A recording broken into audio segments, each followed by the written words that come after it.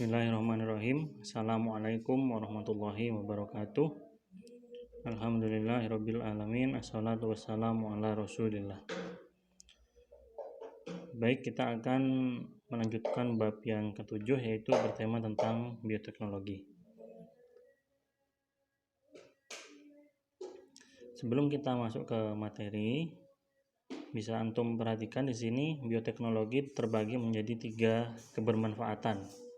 Yang pertama adalah bioteknologi pertanian yang terdiri atas kultur jaringan, pembastaran, teknologi nuklir, pengolahan lahan pertanian, teknologi hidroponik, dan rekayasa genetika. Ini semua masuk ke dalam bioteknologi pertanian.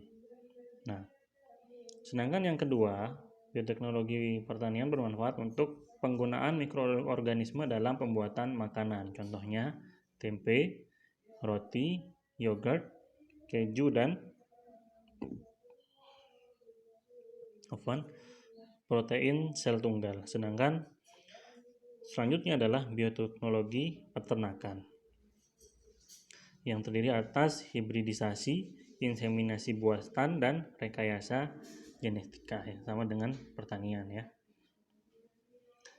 Baik, sebelum kita mempelajari bioteknologi pertanian sebagai kebermanfaatan yang pertama, kita harus mengetahui dulu apa definisi dari bioteknologi itu sendiri.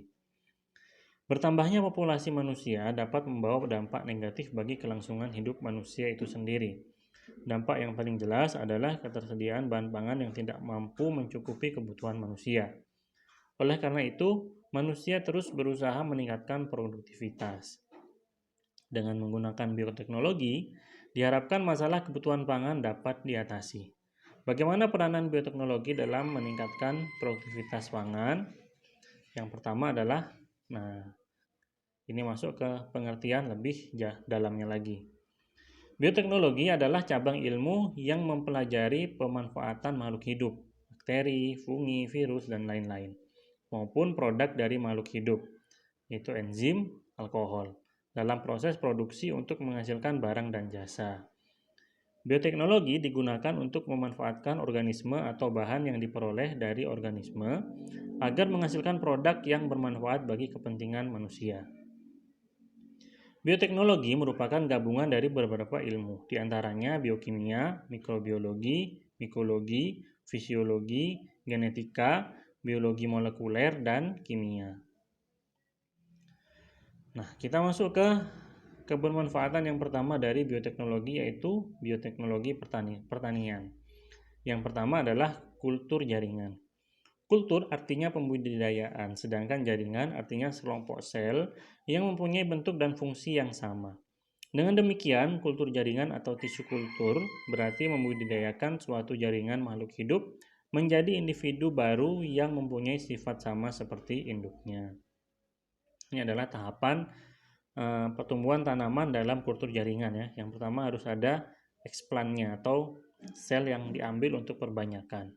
Setelah itu ada ditumbuhkan kalus, atau kalus itu adalah calon akar ya. Jadi sel tadi misal potongan daun, potongan batang itu dimasukkan ke dalam toples ini untuk ditumbuhkan kalusnya.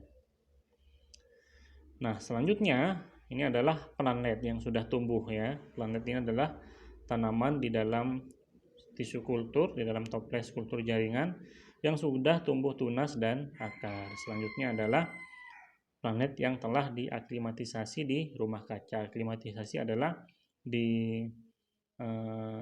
disesuaikan dengan suhu di sekitarnya. Kalau ini kan suhu yang sudah dikendalikan ya, suhu di dalam toples dan di ruangan yang laboratorium yang sudah dikendalikan. Sedangkan ini proses penyesuaian untuk bisa menyesuaikan diri tumbuh di ruang terbuka. Insektisida dari bakteri. Beberapa bakteri menghasilkan zat yang mematikan bagi serangga sehingga dimanfaatkan sebagai insektisida. Bakteri yang digunakan sebagai insektisida adalah Bacillus thuringiensis. Bakteri ini menghasilkan racun yang disebut protein kristal insektisida atau ICP, insektisidal kristal protein. Racun ini menyerang saluran pencernaan hama serangga sehingga hama tersebut berhenti makan dan akhirnya mati. Jadi rata-rata insektisida yang digunakan di dunia pertanian itu dia menyerang saluran pencernaan agar si hewan atau serangga itu tidak mau makan atau berhenti makan ya. Akhirnya lambat laun dalam hitungan jam atau bahkan hari langsung mati ya. Itu untuk mengendalikan hama yang ada pada tanaman atau lahan pertanian. Selanjutnya adalah pembastaran atau persilangan. Pembastaran atau persilangan merupakan perkawinan antara dua individu tanaman yang berbeda varietas, tetapi masih dalam satu spesies. Pembastaran merupakan cara sederhana, murah, dan paling mudah untuk menghasilkan tanaman pangan varietas unggul. Para ahli pemulihan tanaman di Indonesia telah berhasil menciptakan tanaman pangan varietas unggul dengan menggunakan cara ini. Contoh tanaman pangan varietas unggul tersebut adalah padi IR64, IR20 ya, PB8, HIPA 10 dan Impari 33. Jadi pada zaman dahulu itu padi itu usianya hingga 6 bulan baru bisa dipanen atau bahkan setahun baru bisa dipanen. Nah, para ilmuwan ya yang bergerak di bidang pemulihan tanaman berusaha menciptakan benih padi yang bisa dipanen dengan umur singkat yaitu hanya 3 bulan dan dengan produktivitas yang maksimal sehingga bisa mendapatkan atau mendapat panenan padi, menghasilkan panen padi yang banyak, melimpah, tapi dengan waktu yang singkat. Seperti itu ya. Contohnya di dalam kehidupan sehari-hari. Nah, selanjutnya adalah teknologi nuklir. Pemanfaatan teknologi nuklir. Yang pertama, untuk mutasi tanaman untuk mendapatkan varietas yang unggul. Jadi agar bermutasi ya. Antum kalau pernah lihat film ada orang yang bisa larinya cepat, bisa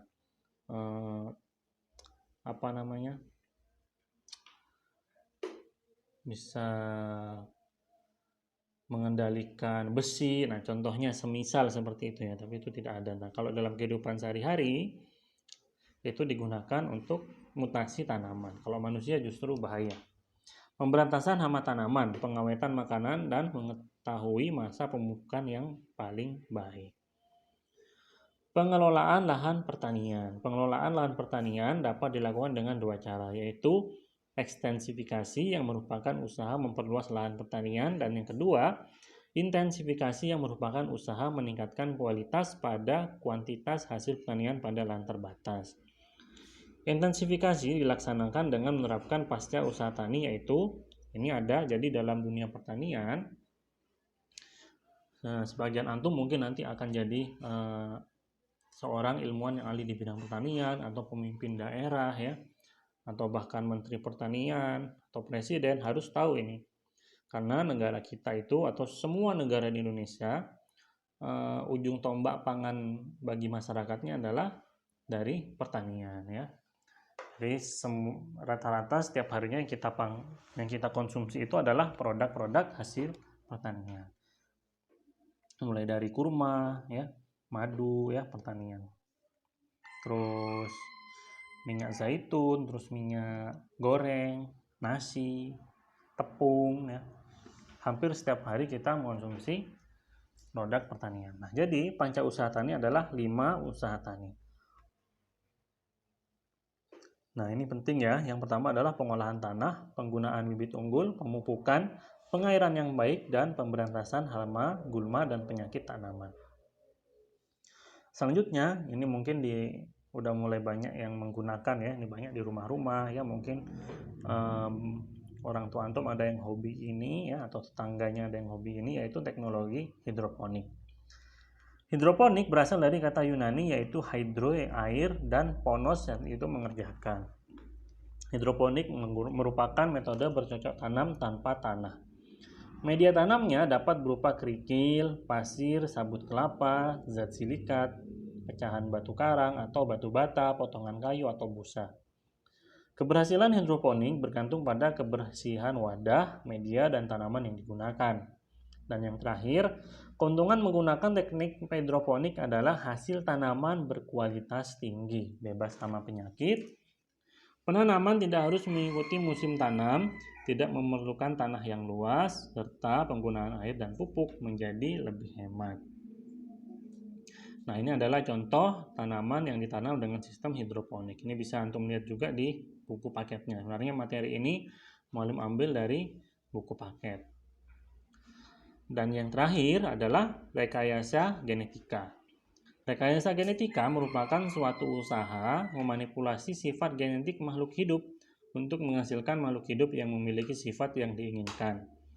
Rekayasa genetika dapat dilakukan dengan menambah, mengurangi, atau menggabungkan dua materi genetik DNA yang berasal dari dua organisme berbeda. Hasil penggabungan dua materi genetika yang berasal dari dua organisme yang berbeda disebut DNA rekombinan. Organisme hasil dari rekayasa genetika disebut organisme transgenik. Nah, ini di bidang pertanian telah banyak dilakukan rekayasa genetik untuk menghasilkan tanaman unggul yang dapat meningkatkan produktivitas ketahanan pangan, diantaranya tanaman tomat yang tahan busuk, tanaman jagung, kapas, dan kedelai yang tahan terhadap insektisida yaitu jagung BT, kapas BT, dan kedelai BT. Tanaman kapas yang resisten terhadap herbisida yaitu pestisida pembasmi gulma ya. Terus tanaman pepaya yang tahan terhadap serangan virus ring spot yaitu varietas pepaya transgenik Yuha Rainbow yang dikembangkan di Hawaii. Contoh hasil rekayasa genetik yang kelima adalah beras golden rice yang kaya akan beta karotin yaitu provitamin A. Yang keenam contohnya beras yang kaya zat besi direkayasa dengan menyisipkan gen dari tanaman buncis ke tanaman padi. Dan yang terakhir adalah tebu transgenik dihasilkan oleh tim peneliti Universitas Jember. Nah, ini menghasilkan tebu yang tahan kekeringan. Itu adalah beberapa contoh bioteknologi dalam pertanian ya. Semoga antum dapat memahami apa yang telah Mualim sampaikan. Kurang lebihnya mohon maaf. Jika ada pertanyaan silahkan langsung aja chat ke Telegram Mualim. Barakallahu fikum. Assalamualaikum warahmatullahi wabarakatuh.